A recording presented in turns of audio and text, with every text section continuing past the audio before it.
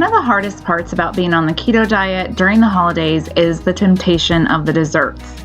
And so I have today a keto pumpkin pie recipe that will shock you because it tastes just like regular pumpkin pie, but it's sugar-free, it's gluten-free, and of course it's keto.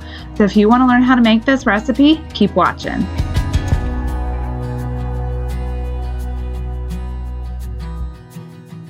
The pie crust for this recipe is very simple to make. It just has a few simple ingredients of almond flour, arrowroot, xanthan gum, swerve, butter, and ice water. And this low-carb pie crust recipe comes from Carolyn Ketchum. She runs the food blog All Day I Dream About Food. And so I'm going to leave the link below on where you can find her website and the recipe for this pie crust. It's fairly simple to make. It's just a few ingredients. Give it a mix in the food processor, and then we add some cold butter to it. I like to use butter that I've put in the freezer because you want it as cold as possible to make your pie crust as flaky as possible. And then you mix that all together until it's nice and crumbly, and then we're going to add just about a tablespoon, possibly more, of ice cold water, and then you mix it up until it forms a giant dough ball, which is right there. Then you take a piece of parchment paper and dust it really well with some almond flour, and then press your dough ball down, and then put another piece of parchment paper on top just because it makes it a lot easier to roll out. And if you find that your parchment keeps on moving around, you just put like a wet cloth or paper towel underneath it, and it will keep your parchment paper nice and solid and not flipping around.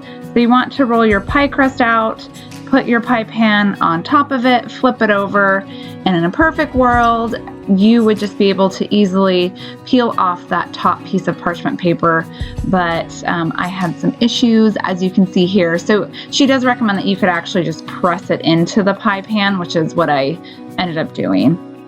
And voila, there we go. There's our pie crust. And all we do is prick it a couple times with a fork just to vent it and bake it in the oven, and then we're done. And we'll move on to our pie mixture. I like to roast my own pumpkins and then dig out the pumpkin flesh and puree it. So it's my own homemade pureed pumpkin, but you can certainly use canned too if you like. I just like the flavor a little bit more of home roasted pumpkin. But it's real easy to do. You just bake it in the oven for about like 50 minutes to an hour or so, and then put it in the food processor, and you got pumpkin puree.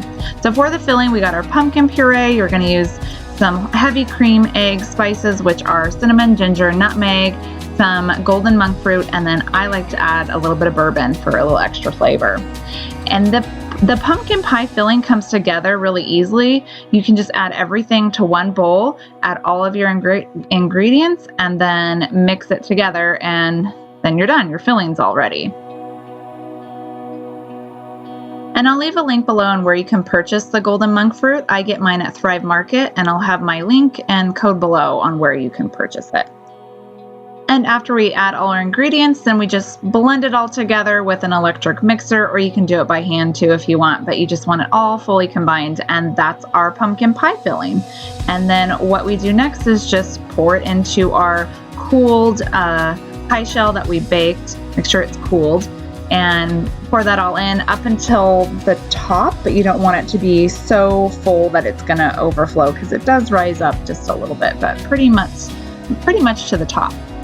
And then you bake it in the oven at 325 for about 50 minutes until it's hardened. And there we go. There's our finished product. And if you notice that the pie crust is getting a little brown while it's baking, you can totally put some tin foil around it to help protect it.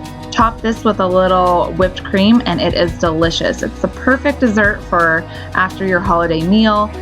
Make sure you subscribe to my channel because I have more holiday side dishes coming out along with the turkey and stuffing.